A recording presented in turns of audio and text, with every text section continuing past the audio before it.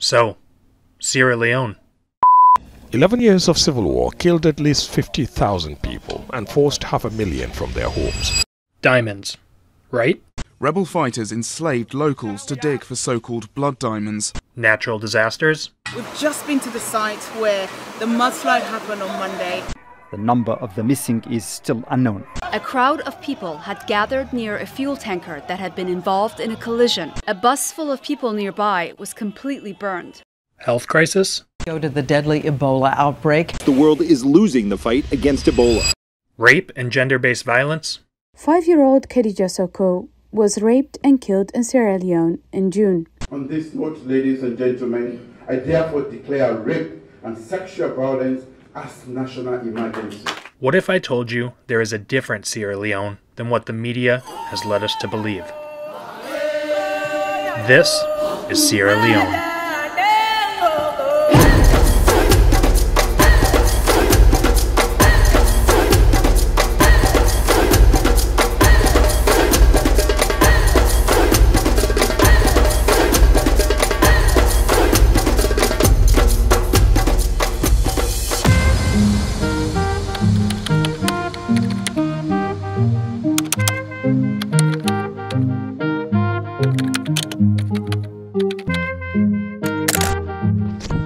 Good morning, it is day 37 and we are here in a small village just about 12 to 15 miles outside of Lungi, and yesterday we took the trip to Bones Island as well as Pepa, which is the little village right on the coast before Bones Island. And last night we went to bed and Hindolo was woken up by the community and they were asking exactly what it is that we were doing here because they wanted to know before we left in the morning, and Hindolo explained to them why we are walking, the purpose behind it, the message we had about rape and sexual violence in the country, and the community was very much in favor of that and wanted us to stay this morning and do the ceremony. So Hindolo came, knocked on my tent and asked me if that would be okay, and I said that's totally fine because it buys us a little more sleep. Plus I think it's important considering that we only have 8 miles to walk today, so it's not that big of a distance. So I just woke up, got out of my tent, got all my stuff together, and we are walking over to have the ceremony this morning, and then I'm sure we will get some food and then head on our way 8 miles to the next town. And then after that we have one more day and we're in Lungi, and then we head into Freetown and the walk is over. So I'm very much trying to cherish these last couple of days that we have on the walk together. Before everything is said and done, I'm feeling much better today. I can feel my energy is back, my throat isn't as sore, but just taking it one day at a time and just being gentle with myself and my body.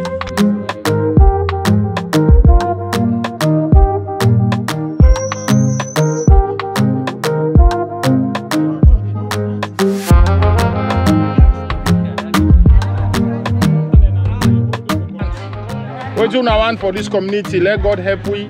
What you now want? Let God make. Let the lady talk. That's it. Come on,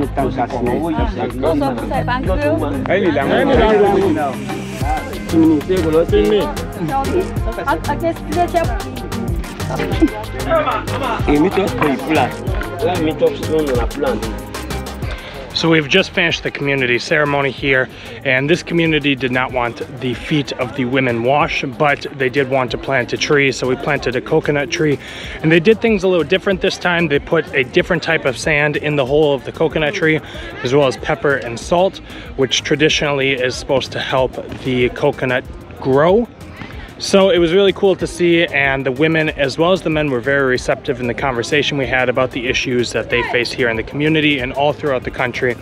But the team is just behind me here, getting everything packed up, and we are gonna head back on the road. Today is a very easy day, only 8 miles, so it should only take us between 2 and 3 hours before we are done for the day. Before we get on the road today, we are stopping first to have some breakfast, some rice and some plasas, which is Creole for sauce, and I'll show you how it works.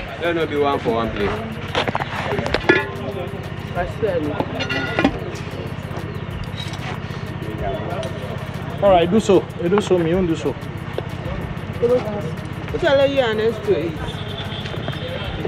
No, wait. Wait, man. Unless to tap the plate for it, man. No.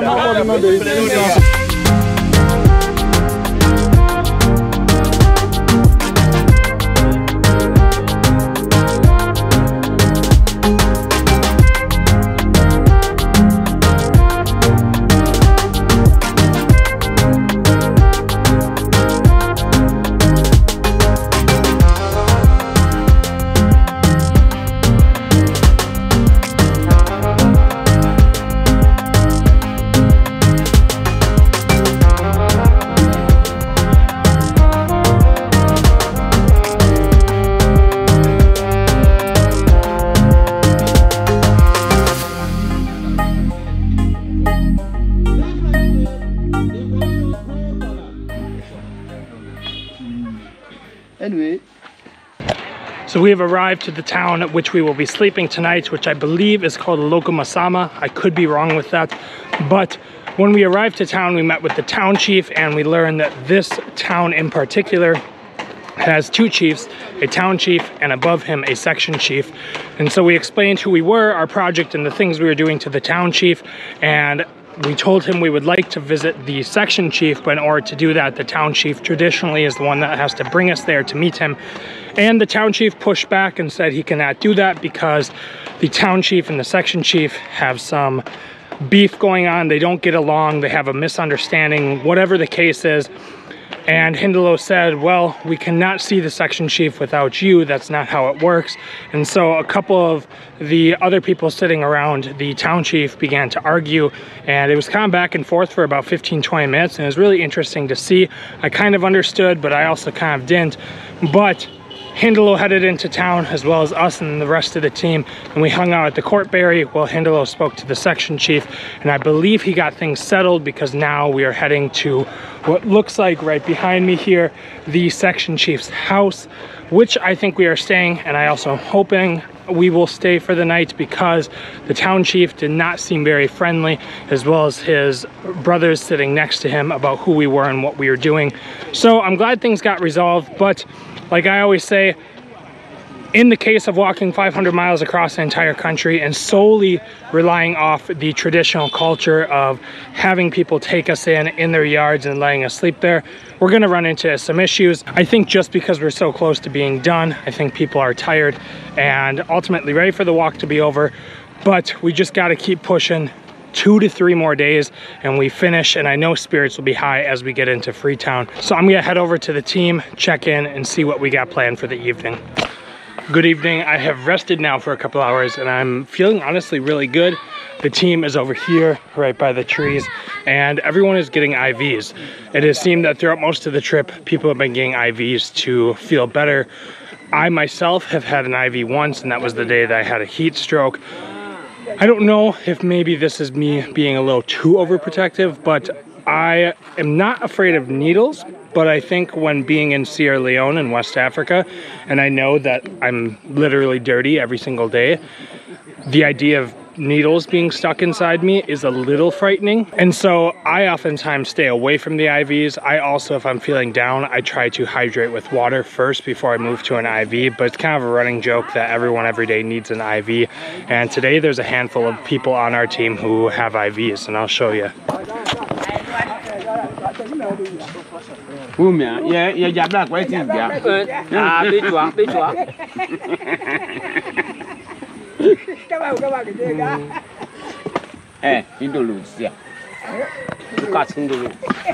And as always, we have the king of IVs.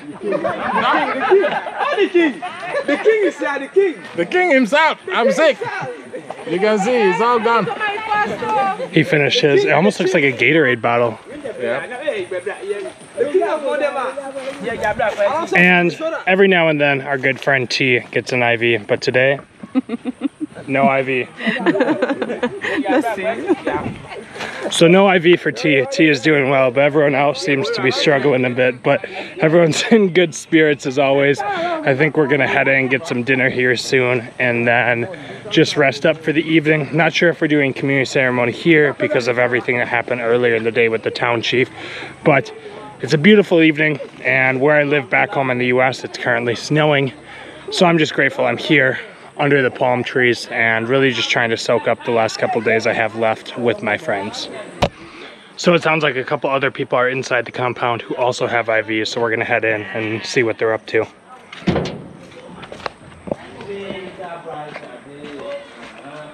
The tent is set up here for Hindolo, and this is a really nice compound, but Detima's here looking at me like I'm crazy because I'm talking to my camera. Where's Abdu? I don't know. Abdu is not around. I don't know. I'm very hungry. I want to eat now. Eat. Very hungry too. Yeah. Everyone has IVs.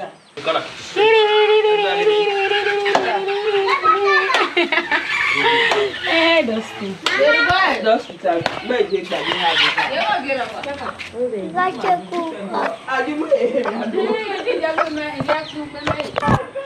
It is now dinner time, and tonight we are having potato leaf. It's not cooked with palm oil, which I prefer, but that's totally okay. It's still gonna be very tasty. I finally do have my appetite back, which is good. And they gave me a ton of food, so I'm ready to just dig in.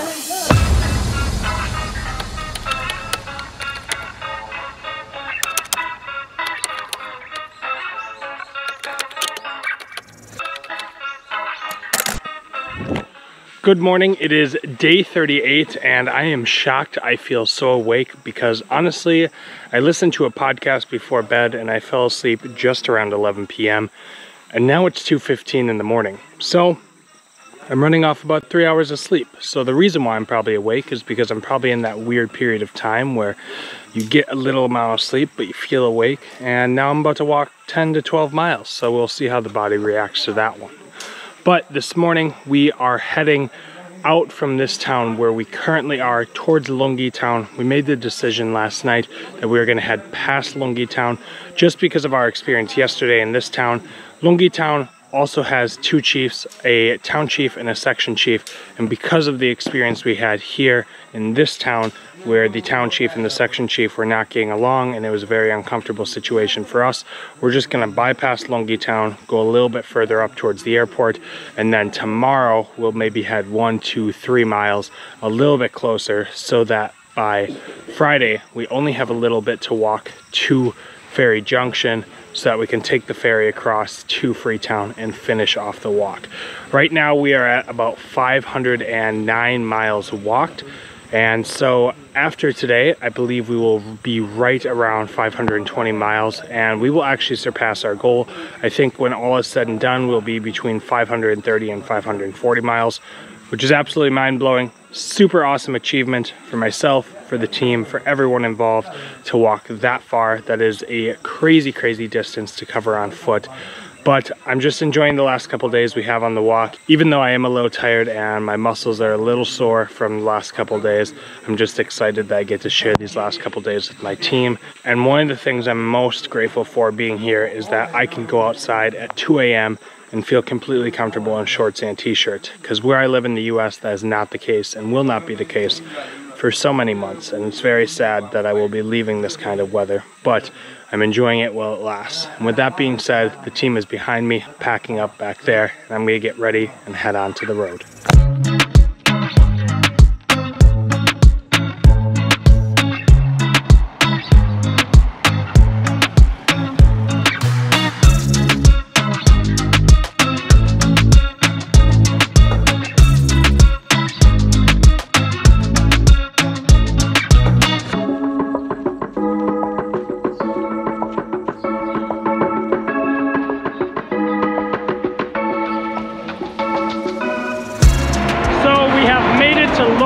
And it is a very busy morning here.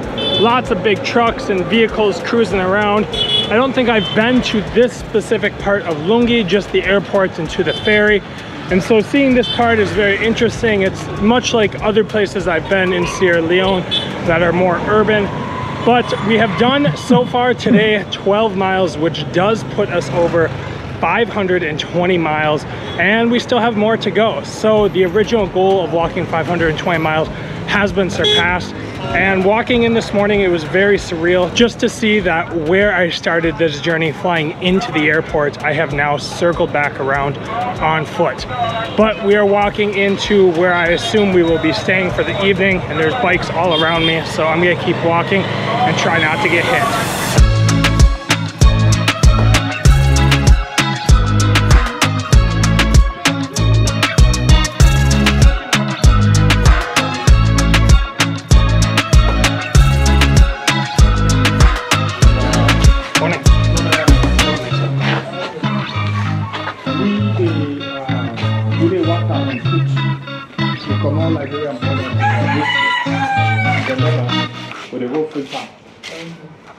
And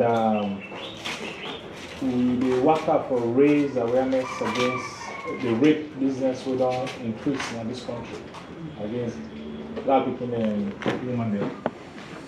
We need partnership with both.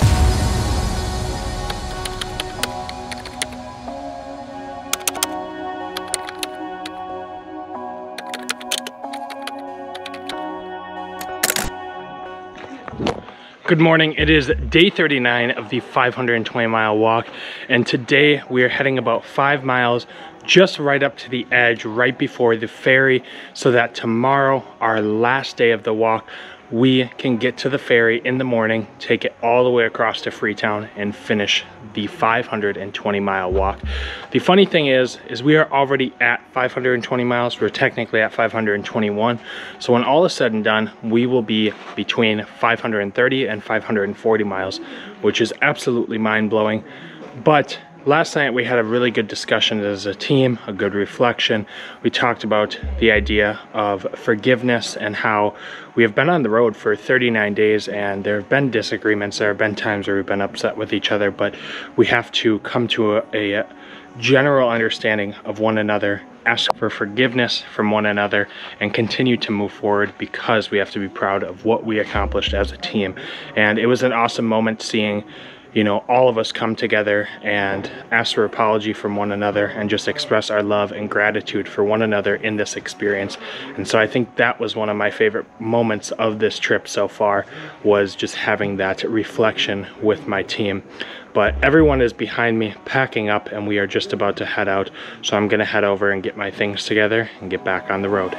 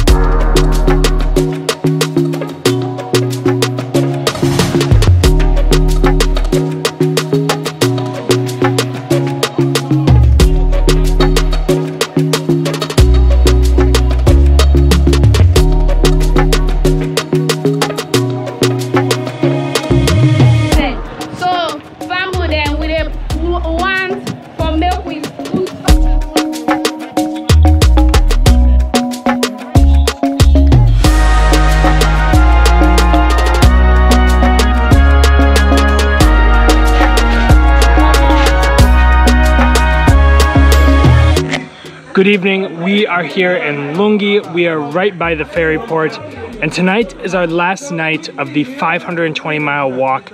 Walk for a Child, walking to end rape and sexual gender-based violence here in Sierra Leone. And I'm kind of at a loss for words right now as to how I feel.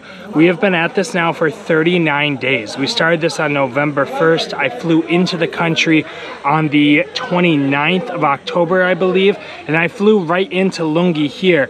And I remember in the morning taking a taxi all the way to the ferry port, going across the ocean to Freetown, and then making my way to Jindema.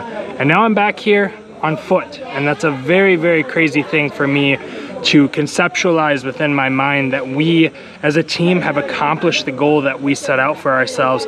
And I'm sure when I look back on all the footage, I will have tons of laughs, probably some moments where I cry, but the biggest thing is that I have gained a community here in Sierra Leone.